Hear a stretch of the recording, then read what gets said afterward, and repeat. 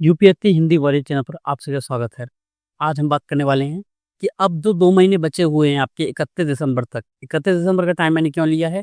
क्योंकि सामान्यतः जो यूपीएससी एस्पिरेंट्स होते हैं, जो अभ्यर्थी होते हैं यूपीएससी के, वो क्या करते हैं, प्रीलिम्स की तैयारी में लग जाते हैं। 1 जनवरी से पूरी तरह से शिफ्ट हो जाते हैं, यानी वो मेंस को यहाँ पर बंद कर देते हैं, बिल्कुल, ठीक है।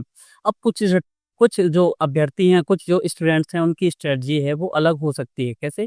कि वो 15 दिन या 20 दिन खींच सकते हैं। बहुत सारे अभ्यर्थी क्या करते हैं कि वो जनवरी या लास्ट फरवरी तक भी क्या करते हैं, 2 घंटे तक मेंस को पढ़ते रहते हैं लगातार। फुल टाइम वो फिल्म्स को देते हैं उस टाइम पर, और एक्स्ट्रा 1 या 2 घंटे वो मेंस को देते रहती है, ठीक है। तो सबकी रणनीति अलग अलग हो सकती है, लेकिन सामान्यतः जो कि देखा जाता है कि वो एस्पिरेंट कैसे करते हैं, और वो भी हम भी यही सजेस्ट करते हैं कि आपको फिल्म्स को देखना होता है। क्योंकि अगर हिंदी मीडियम में देखें तो फिल्म सबसे बड़ी बाधा बन के खड़ा हुआ है। अगर यूपीएससी का तीनों लेवल्स को देखें, चाहे वो इंटरव्यू हो, मेंस हो और प्रीलिम्स में, अगर आप प्रीलिम्स क्वालिफाई कर जाते हो तो सिंपल सी बात ये रहती है कि मेंस क्वालिफाई करने के चांसेस हिंदी मीडियम से बहुत ज़्यादा होते हैं। क्योंकि अगर आप रेशियो देखोगे लास्ट 5 से लेकर 10 साल तक का, तो रेशियो बहुत अच्छा है। यानी इतना अच्छा रेशियो इंग्लिश मीडियम का भी नहीं है, उससे अच्छा रेशियो हिंदी मीडियम का है मेंस को लेकर। लेकिन प्रीलिम्स को लेकर क्या है, प्रीलिम्स को लेकर जितना अच्छा मेंस में है, उससे ज़्यादा खराब उनका प्रीलिम्स में रहा है, ठीक है।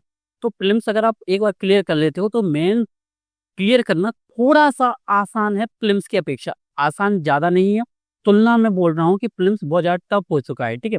उस चीज़ को कैसे टैकल करना है, और लास्ट जो हमारे नेक्स्ट 60 दिन है, ठीक है। यहाँ पे अभी 90 दिन लिखा हुआ है ये, इसको हम सही कर देंगे, ठीक है। तो ये 60 दिन है यहाँ पे थोड़ा-सा मिसप्रिंट हो गया है, मिसटाइप हो गया है, ठीक है। तो ये 60 दिन है, इसको हम कैसे लेके चलना है और क्या-क्या करना है इसमें, ठीक है। तो नेक्स्ट हम यहाँ पे स्टार्ट करते हैं। इसमें मैं मेंस की भी बात करूँगा, इसमें मैं प्रीलिम्स की भी बात करूँगा, ठीक है। ओवरऑल मैं बात करने वाला हूँ, और एक लॉजिकल चीज़ों को लेके, प्रैक्टिकल को लेके, ठीक है।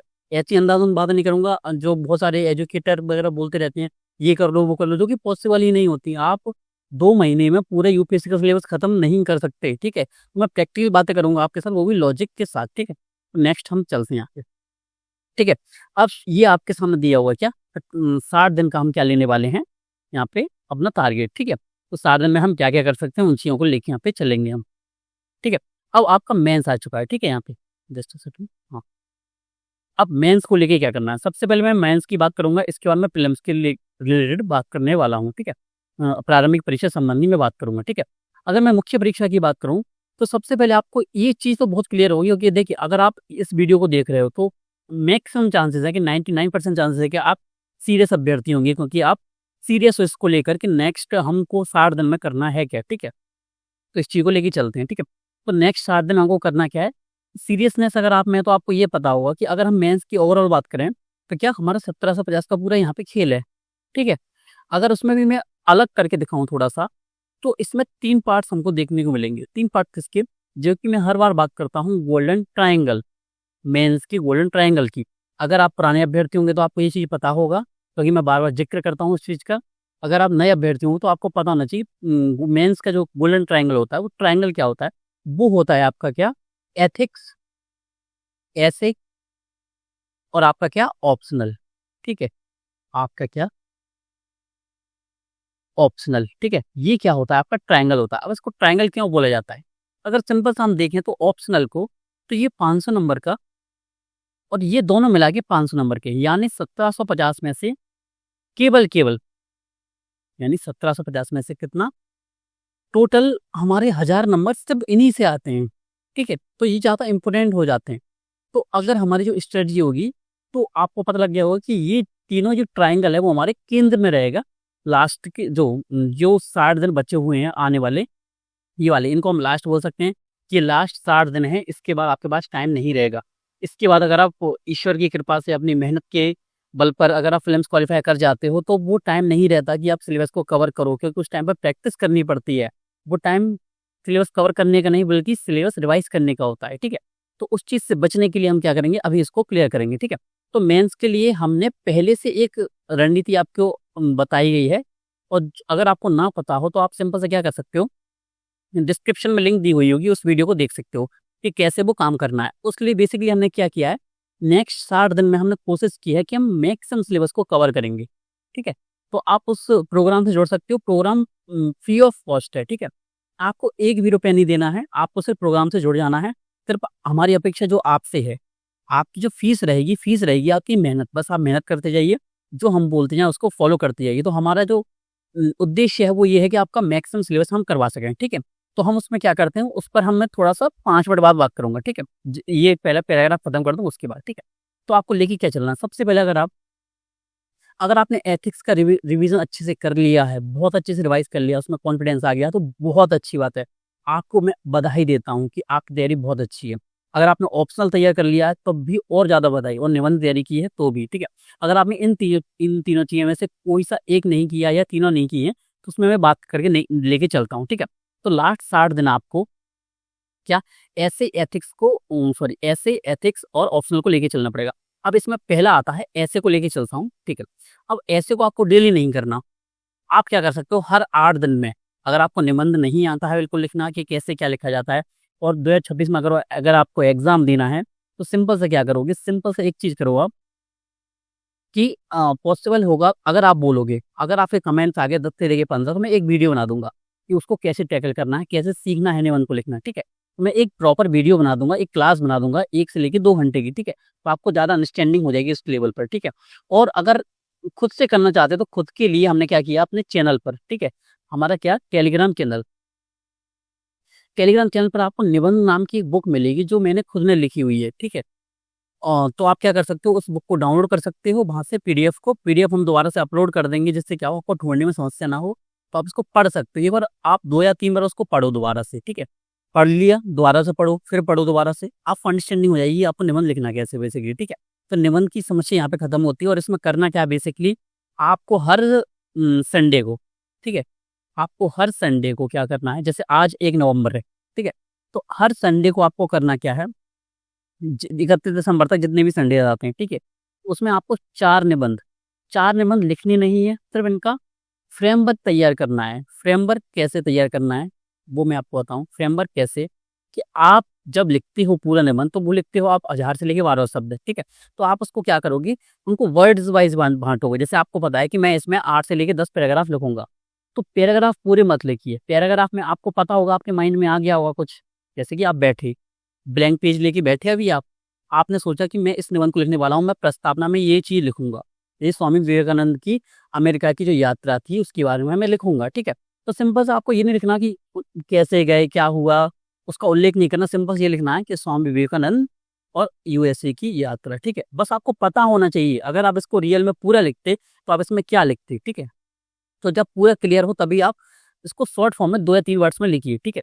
सेकंड पैराग्राफ में अगर आप लिखना चाहते हो, तो जैसे कि आप भारत की वर्तमान की जो नीतियाँ हैं, अगर वो लिखना चाहते हो निबंध में, अगर कोई किसी निबंध से आप लिंक करना चाहते हो, तो भारत की नीति कौन-सी लिखोगे आप? जैसे कि वैश्विक न्यूट्रल्स, जो न्यूट्रल्स रहते हैं ना अभी, तटस्थ की भूमिका, ठीक है? इस पर मैं एक पैराग्राफ लिख दूँगा, सिर्फ तटस्थ लिख दिया, क्लियर कर दिया। ऐसे आपको 4 निबंधों की हर संडे को क्या फ्रेमवर्किंग करनी है। अगर आप नहीं कर रहे हो, तो मान के चलिए आप मेंस में अन्य अभ्यर्थियों से बहुत ज़्यादा पीछे हो, ठीक है? तो ये बात कर ली हमने निबंध की। अगर आप इतना भी निबंध में करते हो, 3 से लेके 4 निबंध के मॉडल आंसर हम आपको प्रोवाइड करा देंगे। आपको उससे अंदाज़ा लगेगा कि आपको निबंध किस दिशा में लिखने हैं, ठीक है? तो आपको पता लग जाएगा, ठीक है? तो इस निबंध की मैंने बात कर ली इसमें। सेकंड हमारी जो बात होती है, वो आती है आपकी एथिक्स की, ठीक है? आपकी एथिक्स की बात होती है। एथिक्स के लिए आपको करना क्या है, सिंपल सा, सबसे पहले एथिक्स की आपको अंडरस्टैंडिंग होनी चाहिए। या तो आप खुद से पढ़िए, या क्लासेस लीजिए, कुछ भी कीजिए, आपको अंडरस्टैंडिंग बहुत अच्छी होनी चाहिए, और आपके पास एथिक्स रिलेटेड जितनी सारी जो शब्दावलियाँ हैं, जितनी सारे टर्म्स हैं, जितने सारे सिलेबस में वर्ड्स हैं, उनकी सभी की डेफिनेशन होनी चाहिए, लिखी हुई है एक साइड, ठीक है? इस सिंपल सा 3 से लेके 4 पेज में आपके पास डेफिनेशन लिखी है, और डेफिनेशन रटी होनी चाहिए कि आप अगर ईमानदारी पर क्वेश्चन लिख रहे हो यूपीएससी मेंस 2026 में जाके, तो आपको सोचना ना पड़े कि ईमानदारी क्या होती है। आपको रटा होना चाहिए कि ईमानदारी इनके अनुसार, जैसे कि आप जब भी डेफिनेशन लिखते हो, डेफिनेशन मन से बनाई हुई बहुत कम लिखें। जब कुछ आ ही नहीं रहा है, तभी ये चीज़ आप फॉलो कर सकते हैं कि मन से बना के लिख दिया, ठीक है? अगर आपको लिखना है, तो जैसे द्वितीय प्रशासनिक सुधार आयोग के अनुसार ये डेफिनेशन है इसकी, ठीक है? सत्यनिष्ठा को कैसे लिखना है? किसी फेमस पर्सन ने बोला है कि सत्यनिष्ठा क्या होती है, तो उस फेमस पर्सन का नाम साथ में ये लिख दीजिए, ठीक है? ये होती है ऑथेंटिक, और ये होती है ऑफिशियल डेफिनेशन, ठीक है? तो किसी पर्सन, जैसे कि डॉक्टर भीमराव अम्बेडकर, महात्मा गांधी और भी जो फेमस पर्सन्स हैं जो हमारे एथिक्स में, उन्होंने अगर किसी चीज़ की डेफिनेशन बताई हो तो उस डेफिनेशंस को लिखते जाओगे, ठीक है। और आपके पास एथिक्स के सिलेबस और प्लस पीवाईक्यू जो क्वेश्चन पूछे गए हैं उन सभी के वर्ड्स या उनको कीवर्ड्स बोलें, वर्ड्स बोलें, टर्म्स बोलें, टर्मिनोलॉजी बोलें, शब्दावली बोलें, तो उनकी क्या आपको डेफिनेशन पता होना चाहिए और सभी के साथ एग्जाम्पल पता होना चाहिए, ठीक है। सिंपल ये। और दूसरा काम ये कि आप केस स्टडी पर काम कीजिएगा, ठीक है। अगर आप बोलोगे तो मैंने 2 चीज़ों पर आपसे बात की है। अगर आप बोलोगे 15 से 20 कमेंट्स आएँगे तो मैं निबंध पे क्या ले आऊँगा, एक क्लास ले आऊँगा, ठीक है, सिंपल सा। मेरी ज़िम्मेदारी रहेगी। देखिए, कभी भी ऐसा नहीं होगा कि मैंने बोला कि आप 15 से 20 कमेंट कर दीजिए, तो हम ये चीज़ ले आएँगे, ठीक है। लेकिन आप करते नहीं हो इसलिए उसको हम छोड़ देते हैं कि स्टूडेंट का मन नहीं है अभी, ठीक है। अगर आप बोलोगे तो निबंध की वीडियो ले आएँगे। सेकंड, केस स्टडी को कैसे सॉल्व करना है आपको, वो मैं ले आऊँगा। सिंगल वीडियो होगी, दोनों चीज़ें होती, वो ले आऊँगा मैं, ठीक है। सिर्फ आपका कमेंट चाहिए, ठीक है, अलग से। तो कमेंट करते जाइए, कोई बड़ी बात नहीं करनी, कोई फीस नहीं देनी, बस सिंपल से ये काम करते जाइए, ठीक है। केस स्टडी और ये दोनों चीज़ें, और आपके पास प्रॉपर शॉर्ट नोट्स होने चाहिए। शॉर्ट नोट्स किस चीज़ की? हम आपको सिखा रहे हैं प्रोग्राम में शॉर्ट नोट्स कैसे बनाना है। मैंने शॉर्ट नोट्स बनाना सिखाया हुआ भी है यूट्यूब पर, बहुत सारी क्लासेस। मेन गाइडेंस सीरीज़ की लगभग 13 से लेके 15 क्लासेस डाली हुई हैं। अगर आपको वो देखना है, आपके लिए बहुत ज़्यादा यानी बहुत ही ज़्यादा इम्पोर्टेंट वो प्लेलिस्ट रहेगी। वो प्लेलिस्ट की लिंक आपको डिस्क्रिप्शन में मिल जाएगी, तो उसको देखना ना भूलें। उसमें से भी कुछ इम्पोर्टेंट वो हैं जो वीडियोज़ हैं, उनको क्या है, उनका नाम है, एक का होगा रेडीमेड नोट्स, एक का होगा शॉर्ट नोट्स कैसे बनाएँ, और कुछ वीडियोज़। लेकिन मैक्सिमम उसमें इम्पोर्टेंट ही वीडियोज़ हम डालते हैं। कोई भी इधर-उधर की बातें उसमें हम बातें नहीं करते हैं, सिंपल सी टू द पॉइंट हम हमेशा बात करते हैं क्लासेस को लेकर, ठीक है। अब केस स्टडी को लेकर मैंने आपको एथिक्स बता दिया कि आपको क्या करना है, और मिनिमम इसमें आपका जो पैमाना रहेगा वो रहेगा कि मिनिमम 50 से लेके 70 आंसर आपके एथिक्स के लिखे होने चाहिए, आपके खुद के, बिना देखे, रिवीजन करके, ठीक है। अगर आपको कोई टॉपिक नहीं आता है, टॉपिक का रिवीजन कीजिए, फिर उसको तैयार कीजिए, सिंपल है, ठीक है। तो एथिक्स को आपको ऐसे प्रिपेयर करना है। और ऑप्शनल ऑप्शनल को मान के चलिए,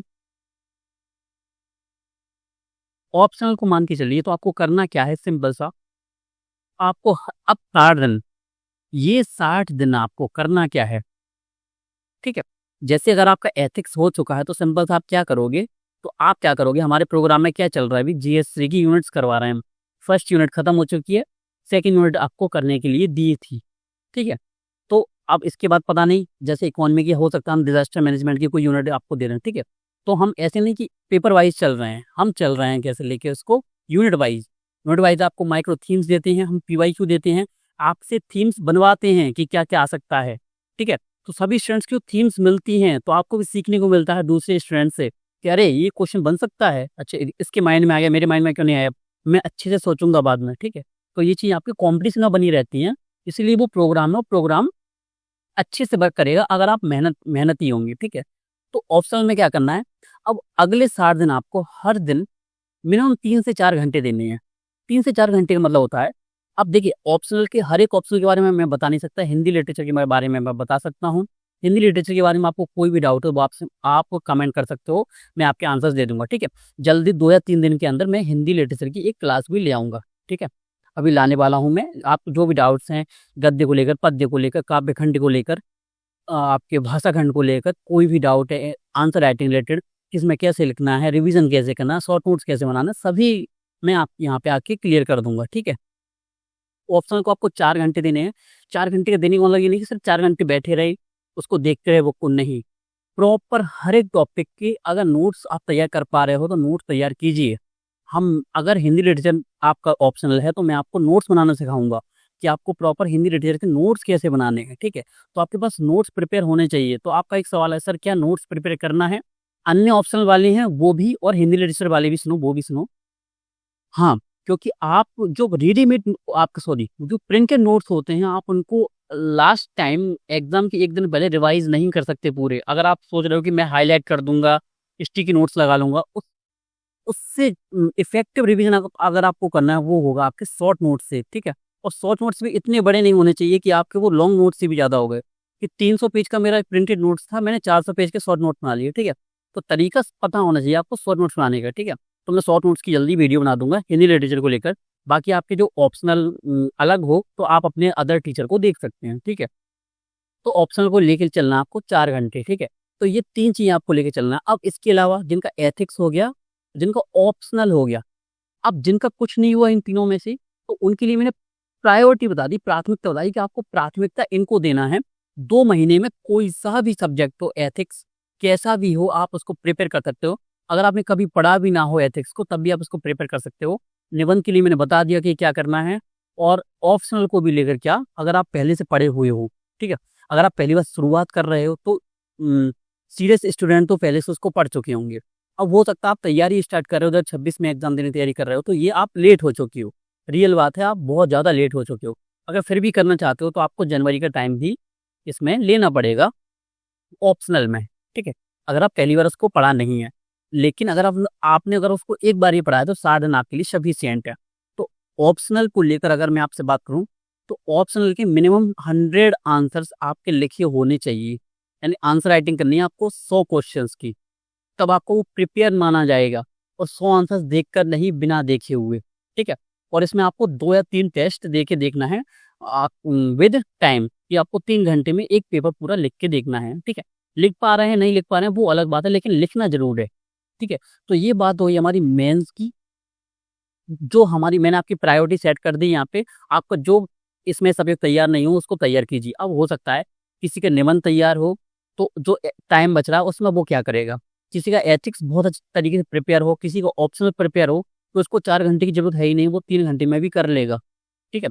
लेकिन मैं आगे बढ़ाऊंगा बात इससे, तो लेकिन आपको ध्यान देना है कि अगर आपकी ये तीनों चीज़ तैयार भी हैं, तब भी आपको इसका रिवीजन नहीं रोकना है। अगर आप बहुत अच्छे से आपका तैयार है, आंसर राइटिंग कीजिए। एथिक्स के 80 से 100 क्वेश्चन लिखिए, ऑप्शनल के 100 से लेके 200 क्वेश्चंस लिखिए, लेकिन लिखिए, टेस्ट दीजिए, फुल लेंथ टेस्ट दीजिए, ठीक है।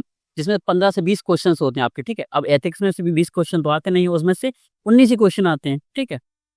क्योंकि 6 केस स्टडी होती है आपकी, और 13 क्वेश्चंस होते हैं आपके 10 नंबर वाले आते हैं, ठीक है, एथिक्स में। और आपका ऑप्शनल भी अलग होता है इसमें, ठीक है। उसमें भी जो पैटर्न होता है वो पेपर का अलग होता है। उसमें आते हैं 15 नंबर का और 20-20 नंबर के, और 5 क्वेश्चन होते हैं वो 10-10 नंबर के होते हैं, ठीक है। पैटर्न वो अलग होता है। अब ये चीज़ आपको करनी है, लगन लेकिन अगर आपके पास एक्स्ट्रा टाइम है, एथिक्स आपने किया हुआ है, आप अगर आप टेस्ट वगैरह दे रहे हो तब भी आपके पास एक्स्ट्रा टाइम होगा, तो आपको करना है GS3, ठीक है। अब आपके सबके मन में सवाल आएगा कि सर, मैक्सिमम जो एजुकेटर देखे हैं हमने, मेंटर देखे हैं, वो बोलते हैं GS2 कर लो, ठीक है। GS2 बोलते हैं वो फिल्म्स के लिए, लेकिन मैं बोल रहा हूँ आपके मेंस के लिए, क्योंकि GS3 थोड़ा सा क्रिटिकल और थोड़ा सा टफ सब्जेक्ट माना जाता है यूपीएससी मेंस के अभ्यर्थियों के लिए। क्योंकि अगर आप लास्ट फेज देखो, पूरा फेज कौन सा, लास्ट के 4 से 5 साल का रिजल्ट देखो, तो आपको देखने को मिलेगा कि GS3 में मार्किंग बहुत टफ होती है। अगर आपने करंट अफेयर्स में थोड़ी सी चूक की होगी तो आपकी मार्किंग कम चली जाएगी, ठीक है। तो उससे बचने के लिए आप क्या करोगे, GS3 पर फोकस करोगे। और GS3 पर हम खुद फोकस कर रहे हैं प्रोग्राम में, जो प्रोग्राम बिल्कुल पूरी तरीके से निःशुल्क है। आप उसको ज्वाइन कर सकते हो। आपको सिंपल करना क्या है, टेलीग्राम चैनल ज्वाइन कीजिए। अगर लिंक काम नहीं कर रही है डिस्क्रिप्शन में दी हुई, सिंपल सा टेलीग्राम पर जाइए, इतना लिखना है यूपीएससी हिंदी वॉरियर्स, ठीक है। आपके सामने चैनल आ जाएगा, उसको ज्वाइन कर लेना है। लिंक आपको उसमें मैसेज के थ्रू आपको लिंक मिल जाएगी, फॉर्म भरिए, आपको वहाँ ग्रुप की लिंक ऑटोमेटिकली आपको दिख जाएगी। लिंक पर क्लिक कीजिए, वहाँ से प्रोग्राम में ज्वाइन हो जाइए, ठीक है। कुछ भी पैसा नहीं है उसका, वो अलग ले, ठीक है। उसको लेके चलते हैं। तो GS3 हम उसको लेके चल रहे हैं। तो GS3 में कई सारे सब्जेक्ट्स हैं, सिक्योरिटी है, डिजास्टर मैनेजमेंट है, एनवायरमेंट है, साइंस एंड टेक है, और इकोनॉमी है, ठीक है। तो बड़े सब्जेक्ट्स हैं, ज़्यादा सब्जेक्ट्स हैं, तो GS3 को लेके चलना है, क्योंकि GS2 तो हम कर ही लेंगे, ठीक है। GS2 तो अगर हम पॉलिटी प्रीलिम्स के लिए पढ़ते हैं तो हमारा बहुत सारा जो मेंस का पार्ट है वो तैयार होता है। GS1 का भी ऐसे ही हाल है, ठीक है। GS3 में डिजास्टर मैनेजमेंट है, सिक्योरिटी है, ठीक है। तो ऐसे सब्जेक्ट्स हैं। इन्वायरमेंट भी अलग आता है, प्रीलिम्स का अलग आता है, मेंस का अलग आता है, ठीक है। उनमें समानता बहुत कम कम यही ना के बराबर है, ठीक है। साइंस एंड टेक है, क्वेश्चंस अलग ही हैं बिल्कुल, ठीक है। तो इस चीज़ को आपको पता होना चाहिए, ठीक है। तो GS3 करोगे आप अगर आपके पास टाइम है, ठीक है। तो GS3 को लेके चलिए। तैयार करने का मतलब होता है आपके पास प्रॉपर नोट्स हों। नोट्स का मतलब शॉर्ट नोट्स हों, कि GS3 के नोट्स आपके हों 70 से 80 पेज में। 80 पेज में आपने पूरा GS3 को खत्म कर दिया है, तभी सब्जेक्ट्स का इंक्लूड मान के चल रहा हूँ। मैक्सिमम 100 पेज मान के चलिए, ठीक है। 100 पेज बस, इससे ज़्यादा नहीं। अगर इकोनॉमी पढ़ रहे हो तो 40 से 50 पेज, 50 पेज में आपका खत्म होना चाहिए, क्योंकि माइक्रो राइटिंग कीजिए और शॉर्ट नोट्स मैंने बनाया सिखाया हुआ है, रेडीमेड नोट्स बनाना सिखाया हुआ है मैंने आप सभी को कैसे बनाते हैं। सिर्फ करना क्या है आपको, सिंपल सा डिस्क्रिप्शन में लिंक दी हुई है, देख लीजिए, बहुत काम आएगा आपके। रेडीमेड नोट्स और शॉर्ट नोट्स की वीडियो जरूर देखिए, आपके लिए रामबाण साबित होंगी वो वीडियोस, ठीक है। तो आपको ये करना, मेंस को लेके करना ये चीज़, ठीक है। जीएसटी अगर आपका हो जाए तो वो हम करवाई देंगे यूनिट वाइज, जैसे हम करवा रहे हैं उसको खत्म कर देंगे, उसके बाद उठाएंगे हम GS2 को, ठीक है। तो ऐसे चलेगा हमारा 60 दिन। तो 60 दिन में आपको टारगेट ऐसे लेके चलना है। अब आप शेड्यूल आप अपने अकॉर्डिंग बना सकते हो, ठीक है। जैसे अगर हम सभी के लिए नहीं बना सकते, किसी का एथिक्स तैयार है, किसी का एथिक्स तैयार नहीं है, किसी का GSC तैयार है, किसी का GS1 नहीं है, ठीक है। तो आप अपने अकॉर्डिंग बनाओगे ये चीज़ें, ठीक है। मैंने प्रायोरिटी आपकी बता दी कि ये आप कर लोगे, इसका रिवीजन करते हो और इसकी आंसर राइटिंग करते हो, क्योंकि अगर आपने ये 3-4 चीज़ें कर ली तो आपके 1250 नंबर बहुत पक्के हैं यहाँ से। मैं ये नहीं बोल रहा 1250 नंबर आएंगे, पक्के हैं कि आप सबसे आगे हो जाओगे अगर आपने 60 दिन में ये कर लिया, ठीक है। अब मैं नेक्स्ट चलता हूँ प्रीलिम्स में, थोड़ा सा उसको भी टाइम देना पड़ेगा। अब प्रीलिम्स के लिए करना क्या है, सिंपल से, ठीक है। अब हमारा जो प्रोग्राम चल रहा है वो तो चल ही रहा है। अब प्रोग्राम के तरह मैं आपसे बात करूंगा। अब प्रोग्राम क्या है, बेसिकली आपको 1 मिनट में इंट्रोड्यूस दे दूं। इंट्रोड्यूस वो है कि हम उसमें मेंटरशिप देते हैं, और प्रीलिम्स के लिए सबसे ज़्यादा जो फेल हो रहा है अभ्यर्थी, उसका सबसे बड़ा रीज़न है कि मेंटरशिप और मार्गदर्शन नहीं होना। आपको पता होना चाहिए कि कौन से सब्जेक्ट में क्या पढ़ना है, कौन से टॉपिक्स पढ़ने हैं, कैसे पढ़ने हैं। आपको ये पता होना चाहिए कि ज्योग्राफी सब्जेक्ट है, वो फैक्चुअल भी उतना ही पूछता है, कॉन्सेप्चुअल उतना पूछता है। इकोनॉमी में ऐसा नहीं है, इकोनॉमी में कॉन्सेप्चुअल बेसिस पूछता है, हिस्ट्री में वो फैक्चुअल पूछता है, ठीक है। वो कैसे क्वेश्चंस बनाता है, क्वेश्चंस को टैकल कैसे करना है, लॉजिकल गेसेस कैसे करना है, एलम्पशन कैसे करना है, ये चीजें हम सभी उसमें सिखाते हैं। उसमें एक प्रॉपर टेस्ट सीरीज है, ठीक है। एक्स्ट्रा टेस्ट लगते हैं उसमें। हर एक दिन, हर एक 1 या 2 दिन में हम उनसे खुद पूछते हैं स्टूडेंट से, आपको कोई डाउट हो तो हमसे पूछिए। अगर उनका कोई डाउट होता है तो हम प्रॉपर उनको बताते हैं कि आपका पूरा सॉल्यूशन करके देते हैं, ठीक है। अब वो रहा प्रोग्राम ये, और प्रोग्राम की गारंटेड प्रोग्राम है। गारंटेड प्रोग्राम का मतलब क्या होता है कि उसकी सिर्फ 1500 तो फीस है बस अभी, लेकिन फिर भी हम अपनी जो जवाब देता है उसको दिखाने के लिए हम क्या बोल रहे हैं, अगर आप सीरियस हो, अभ्यर्थी हो, और आपका प्रीलिम्स क्वालिफाई नहीं होता है, तो सिंपल सा क्या करेंगे, अगर आपका प्रीलिम्स क्वालिफाई नहीं होता है, हम 1500 की 1500 फीस आपकी रिफंड कर देंगे। फीस रिफंड करने के बाद क्या करेंगे, नेक्स्ट 2027 के लिए प्रीलिम्स के लिए हम आपको फ्री क्या करेंगे, प्रीलिम्स की बैच के लिए क्या करेंगे, आपको फ्री एडमिशन देंगे। अब ये वाला वायदा आपको कोई नहीं करेगा, ठीक है।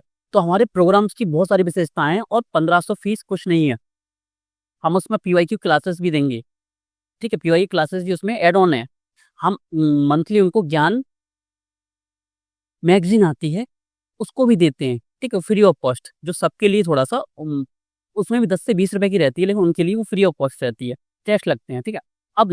अब अगर आपको प्रोग्राम ज्वाइन नहीं करना तो कोई बात नहीं, तब भी हम आपको बताएंगे। वो बात ये है, फिल्म्स को अगर आपको लेके चलना है सिंपल सा, तो 2 चीज़ों पर फोकस कर लीजिए। पहला है T-सेट। अब आप ये चीज़ बोलोगे सर, सबसे पहले सब लोग GS की बात करते हैं, आपने C-सेट की बात क्यों की। 90% फेल होने वाले अभ्यर्थी हिंदी मीडियम से, जितने भी अभ्यर्थी फेल हो रहे हैं उनमें से 70 से 80% जो अभ्यर्थी हैं वो C-सेट में भी फेल हो रहे हैं। हो सकता है वो GS में भी फेल हैं, लेकिन वो C-सेट में फेल हो रहे हैं। 10 से 15% या 20% ऐसे अभ्यर्थी हैं जो GS क्वालिफाई कर रहे हैं लेकिन C-सेट में फेल हो रहे हैं। तो आप भले कितनी भी धुरंधर हो मैथ्स के, रीजनिंग के, तब भी आपको C-सेट को क्या अच्छे से लेना पड़ेगा, ठीक है। आप उसको हल्के में नहीं ले सकते, ठीक है।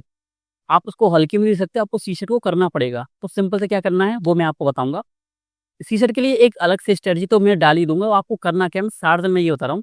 अगर आपका C-सेट थोड़ा सा भी वीक है, 0.1% भी आपको डाउट है कि C-सेट में थोड़ा सा हो सकता है, थोड़ा सा टफ हो सकता है मेरे लिए, सिंपल सा 60 दिन है आपके पास, किसी भी टीचर की क्लासेस कर लीजिए। हम आपको इम्पोर्टेंट टॉपिक्स की लिस्ट देंगे। अगर आपने वो टॉपिक्स पढ़ लिए, उन टॉपिक्स से आपके इतने सारे क्वेश्चंस आ जाएंगे कि आपका C-सेट क्वालिफाई हो जाएगा। वो PDF आपको टेलीग्राम चैनल पर मिल जाएगी, ठीक है। तो C-सेट की आपको इम्पोर्टेंट टॉपिक्स क्या लिस्ट वहां पर मिल जाएगी। पहले भी डाली हुई है, 2025 के लिए भी वही लिस्ट थी और 2026 के लिए भी वही लिस्ट है, ठीक है। तो आप देख सकते हो जो हमने लिस्ट प्रोवाइड की थी, क्या उससे क्वेश्चंस आए? बिल्कुल आए, क्योंकि आने ही हैं। क्योंकि हमने क्या देखा, हमने पीवाईक्यू का एनालिसिस किया है, उसके बेसिस पर वो टॉपिक्स क्या डिकोड किए हैं, क्या इनसे क्वेश्चंस ज़्यादा आते हैं। तो 7 दिन में उन टॉपिक्स को तैयार कीजिए। और मैं तो ये बोल रहा हूँ कि जितने मैक्सिमम टॉपिक्स आप पढ़ सकते हो, जितनी आपकी कैपेबिलिटी है, उन टॉपिक्स को तैयार कीजिए। मेनली फोकस कीजिए मैथ्स पे। कॉम्प्रिहेंशन हम तैयार करवाएंगे आपके, ठीक है। किस चैनल पे? इसी चैनल पे आपके कॉम्प्रिहेंशन हम तैयार करवाएंगे, लास्ट ईयर भी करवाए हुए थे, ठीक है। पीवाईक्यूज करवाएंगे हम कॉम्प्रिहेंशन भी, ठीक है। मैथ्स, रीजनिंग, ठीक है। तो मैथ्स रीजनिंग में भी मैथ्स पर ज़्यादा फोकस कीजिए। अगर आपको लगता था मुझे बिल्कुल भी मैथ नहीं आता है, मधुकर सर की बहुत सारी अच्छी क्लासेस डाली हुई हैं।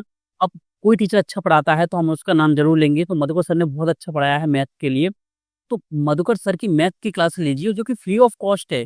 कहीं कोई कोर्स लेने की जरूरत नहीं है। टॉपिक डालिए, नंबर सिस्टम, उनकी क्लासेस आ जाएंगी। क्लासेस लीजिए, नोट्स बनाइए। नोट्स ऐसे बनाइए कि आप उसको 1 साल बाद भी खुलकर देखो ना, तो आपको पूरा 100% तो समझ में आए। यानी टीचर की बोली हुई एक एक बात आपको उसमें नोट डाउन करते जाना है, ठीक है। सेकंड क्या करना है, आपको पीवाईक्यू लगाने हैं 1995 से। अगर आपने क्लासेस ले ली और ये काम नहीं किया, सीसेट फेल कर जाओगे। सिंपल सी बात है, कर जाओगे फेल। हिंदी मीडियम में सबसे बड़ी कमी यही है कि वो सुन लेते हैं, बात नहीं मानते हैं। तो 1995 से आपको 2025 तक के जो टॉपिक्स आपने पढ़े हैं, उनके पीवाईक्यूज मैथ्स के और रीजनिंग के, कि आपको सॉल्व करने हैं। सॉल्व नहीं हो पा रहे हैं तो उनकी बहुत सारी वीडियोस हो जाती है पीवाईक्यूज की, तो उनकी वीडियोस देखिए कि वो कैसे सॉल्व कर रहे हैं, उनसे सीखिए, ठीक है। तो सीसेट ऐसे करना है, कॉम्प्रिहेंशन हम करवा देंगे। लेकिन आप में इतनी दम होना चाहिए कि आप मैथ्स पढ़कर और रीजनिंग पढ़कर बिना कॉम्प्रिहेंशन की आप सीसेट को क्वालिफाई कर जाओ। इतना आपको मैथ्स और रीजनिंग स्ट्रॉन्ग करना है। तो आप इसके लिए एक्स्ट्रा 1 घंटा दीजिए, अभी से देना पड़ेगा। नहीं दोगे तो आखिरी में कुछ भी गलत हो सकता है, सिंपल है, ठीक है। अगर आप 2 घंटे दे रहे हो तो 1 घंटा सीसेट को दीजिए, दूसरा घंटा आपको कुछ नहीं देना, प्रीलिम्स के लिए कुछ एक्स्ट्रा नहीं करना, सिर्फ पीवाईक्यू पढ़िए। पीवाईक्यू किसके? यूपीएससी के पीवाईक्यू पढ़िए। मैं बोलता हूँ आपसे, डेली के 10 पीवाईक्यू पढ़िए, उसका एक्सप्लेनेशन पढ़िए, सिंपल सा, ठीक है। जैसे अगर मैं पीवाईक्यू पढ़ रहा हूँ, वो टॉपिक किससे रिलेटेड है? वो टॉपिक है चोल वंश से रिलेटेड। चोल वंश से रिलेटेड वो टॉपिक है, पूछा गया था। तो मैं क्या करूँगा, सिंपल सा, पूरा जो मेरा नोट्स है उसमें मैं पूरा चोल काल को पढ़ के निकलूंगा, ठीक है। तो मुझे ऐसे पढ़ने में 5 से लेके 10 मिनट लगेंगे, ठीक है। तो मैं सिर्फ 10 क्वेश्चंस की बोल रहा हूँ, मैं ज़्यादा नहीं बोला, ठीक है।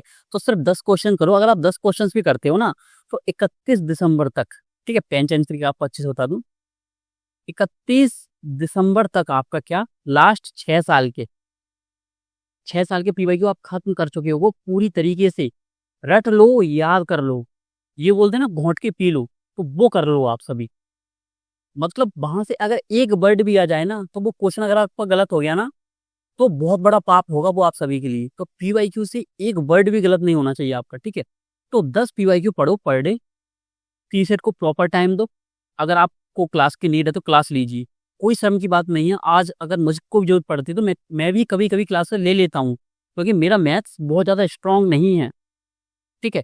ठीक ठाक है कि हाँ सीसेट क्वालिफाई कर लेते हैं, ठीक है, लेकिन इतना स्ट्रांग नहीं है कि हम सीजीएल दे दें, ठीक है।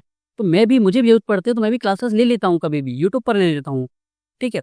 तो आप भी क्लासेस की नीड है तो क्लासेस लीजिए, और पूरे टॉपिक 31 दिसंबर से पहले रख दीजिए सीसेट को करके, कि लो मैंने खत्म कर दिया पूरा, ठीक है। 1 जनवरी को आपको टेंशन ही ना हो कि सीसेट भी पढ़ना है। 1 जनवरी को आपको फील हो कि जीएस पढ़ना है अब तो बस। और जीएस के लिए मैंने पीवाईक्यू खत्म कर दी है, मुझे पता है टॉपिक्स कहाँ कहाँ से क्वेश्चंस आते हैं, उनको मैं प्रिपेयर कर लूंगा। तो वो कॉन्फिडेंस अगर आपको चाहिए ना, तो ये काम आपको करना पड़ेगा। अब आपको प्रॉपर कितना पढ़ना है, तो मांगे चलिए 4 घंटे जीएस को, उसमें आंसर राइटिंग भी इंक्लूड है दोनों चीज़ों में। और 4 घंटे आपको किसको, हिंदी लिटरेचर, सॉरी ऑप्शनल को, कोई भी आपका ऑप्शनल हो, मैक्सिमम हिंदी मीडियम वालों का हिंदी लिटरेचर होता है। और 2 घंटे आपको प्रीलिम्स को देना पड़ेगा। अगर अभी प्रीलिम्स को टाइम ही दे रहे हो तो आप बाद में पैनिक करने लगोगे 1 जनवरी के बाद, क्योंकि आपको लगेगा कि अब टेस्ट देने हैं, अब प्रैक्टिस करनी है, रिवीजन करना है, कुछ शॉर्ट नोट्स बनाने हैं। जीएस का एनवायरनमेंट साइंस एंड टेक तैयार नहीं है, पीवाईक्यूज नहीं पढ़े हैं, पीवाईक्यू सीखने हैं कैसे सॉल्व करते हैं, सीसेट पढ़ना है, मैथ पढ़ना है, रीजनिंग पढ़ना है। आप पैनिक करने लगोगे। इसलिए मैं ये बोल रहा हूँ 31 दिसंबर से पहले उसको खत्म करके सीसेट को पूरा रख दीजिए बस कि हाँ मेरी तो टेंशन खत्म। जनवरी में क्या करना पड़ेगा, आप टेस्ट देते जाइए, प्रैक्टिस करते जाइए PYQ बस, ठीक है। तो प्रीलिम्स के लिए अगर आपने इतना कर लिया ना, मैं बोल रहा हूँ एक सिंगल लाइन में इस क्लास का और इन बातों का मैथ समझिए, यकीन मान लीजिए। अगर आप, मैंने जो प्रीलिम्स रिलेटेड और मेंस रिलेटेड आपको जो स्ट्रेटजी बताई है, आप लगभग 10 लाख जो स्टूडेंट्स एग्जाम देते हैं, 10 लाख में आप 8 लाख स्टूडेंट से आगे हो जाओगे। 8 से लेके 9 लाख स्टूडेंट्स, 9 लाख बोल रहा हूँ, 15,000 प्रीलिम्स के इससे निकलते हैं, तो जो 1 लाख पढ़ने वाले अभ्यर्थी होते हैं ना, उनमें आप आ जाओगे। अगर आप इन चीज़ों को आज बस देख के क्लास मोटिवेशन आ गया, कल से करूँगा, वो खत्म हो गया ना दोबारा, 4 दिन अगर आपने फॉलो नहीं किया। इसलिए मैंने क्या बोला, प्रोग्राम ज्वाइन कर लीजिए, जिससे क्या डिसिप्लिन बना रहे, अनुशासन बना रहे, कंसिस्टेंसी बनी रही, ठीक है। तो उसके लिए क्या कर, प्रोग्राम ज्वाइन कर सकते हो, फ्री ऑफ कॉस्ट है, ठीक है। प्रीलिम्स के लिए ज्वाइन करना चाहते हो तो कर लीजिए, क्योंकि देखिए खुद से पढ़ने में जो पता नहीं होता, बहुत सी चीज़ें, आलस भी आता है, तो आलस से ज़्यादा क्या, गलत दिशा में हम पढ़ लेते हैं बहुत सारी चीज़ें। टेस्ट प्रॉपर होने चाहिए आपके, ठीक है, टाइम टाइम टेस्ट होने चाहिए। हम खुद में आलस कर जाते हैं कि आज का टेस्ट अरे कल दे देंगे, कोई दिक्कत नहीं, ठीक है। लेकिन वहाँ पर आपको शेड्यूल मिलता है, आपको टाइम टेबल मिलेगा प्रॉपर कि आपको इस दिन टेस्ट देना है तो देना ही है, तैयारी करनी है तो करनी ही है। हम आपसे पूछते हैं टेस्ट क्यों नहीं दिया, ये हमारे बैच के अभ्यर्थियों को पता है। हम नाम ले लेके पूछते हैं कि आप क्यों एक्टिव नहीं हो, आप आंसर क्यों नहीं दे रहे हो, ठीक है। तो ये चीज़ें आप प्रीलिम्स का प्रोग्राम भी ज्वाइन कर सकते हो। अगर आपको लगता है उससे बेस्ट अगर आपको प्रोग्राम कहीं मिलता था, आप उसको ज्वाइन कर सकते हो। लेकिन इस टाइम पर बेस्ट मेंटर्स प्रोग्राम हम लेके आए हैं। फीस को देखकर आप अंदाजा मत लगाइएगा कि कम फीस है तो विशेषताएं कम होंगी, विशेषताएं उन सभी से ज़्यादा है, क्योंकि यहाँ पे आपको 1 to 1 मेंटरशिप मिलती है। यानी आप मेंटर्स से, मेरे अलावा अभिषेक सर, जिनको प्रीलिम्स की एक बहुत अच्छा एक्सपीरियंस है, उन्होंने 4-4 प्रीलिम्स या 3-3 4-4 प्रीलिम्स निकाले हुए हैं, ठीक है। एक रोम है पूरा, हर साल प्रीलिम्स निकालते थे वो, ठीक है। तो वो उनको अच्छा एक्सपीरियंस है, वो आपको बताएंगे कि प्रीलिम्स कैसे क्वालिफाई करना है, क्योंकि जो आदमी कर चुका है वही बताएगा आपको, ठीक है। और इस तरफ एक बार नहीं, 3 से लेके 4 बार, और मैं बताऊंगा आपको प्रीलिम्स कैसे क्वालिफाई करना है, ठीक है।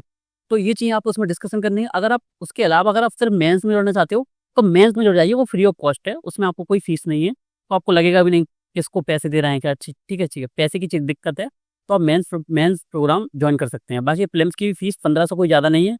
LKG UKG वालों की भी अब 700 से लेके 500 से लेके 700 फीस होती है, ट्यूशन ट्यूशन की 1 मंथ की फीस, ठीक है। तो हमने कोई ज़्यादा फीस नहीं ली इसमें। बाकी आप मेंस का जो प्रोग्राम है उसको ज्वाइन कर लीजिए, सिंपल से, ठीक है, वो फ्री ऑफ कॉस्ट है। फिल्म्स का आप सोच सकते हैं खुद को करना है तो ठीक है, नहीं करना है तो बस खुद से करते रहिए। लेकिन जो चीज़ें मैंने इसमें बताई उन चीज़ों को अच्छे से फॉलो कीजिए। मैंने क्या बोला, आप 9 लाख स्टूडेंट से आगे हो जाएंगे जो एग्जाम में बैठने वाले हैं। UPSC एग्जाम में बैठने वाले 10 लाख स्टूडेंट्स में से आप 9 लाख स्टूडेंट से ज़्यादा हो जाएंगे, सिर्फ इस क्लास में बताई हुई सभी चीज़ों को आपने अच्छे से फॉलो कर लिया। कोई मैंने अलग चीज़ नहीं बताई, वही चीज़ बल्कि एक संरचना के रूप में, एक फ्रेमवर्क के रूप में बता दी, इसको ऐसे-ऐसे करना है, ठीक है? तो आपसे को बहुत-बहुत धन्यवाद।